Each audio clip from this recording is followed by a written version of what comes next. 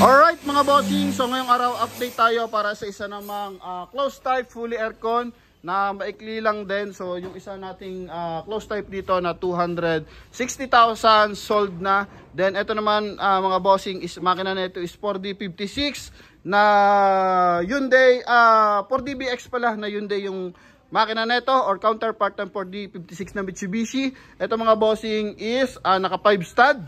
Yan, close type, fully aircon to mga bossing. Ongoing project pa to. Pero konti na lang and pwede na to masold sa halagang 320,000. Negotiable pa mga boss. Coding nito is Tuesday. So kita mo naman bagong pintura yan. Baka sakali kayo yung makatipo dito. So bagay na bagay ito na pang service. No?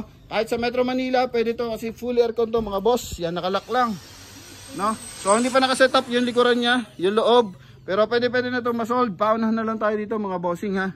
Yan, paunahan na lang kasi nga etong isang to mga boss is napakagara ng forma. Stainless pati flooring yan mga bossing. So ang wala na lang dyan is yung kanyang mga accessories. Yan, so nakakabit na yung kanyang aircon and papaganahin na lang yan mga bossing.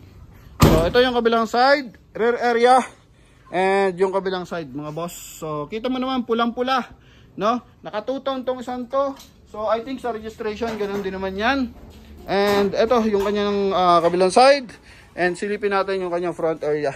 So close type mga bossing, 320,000, still negotiable. Yan, so pwede nyo itong ma-avail.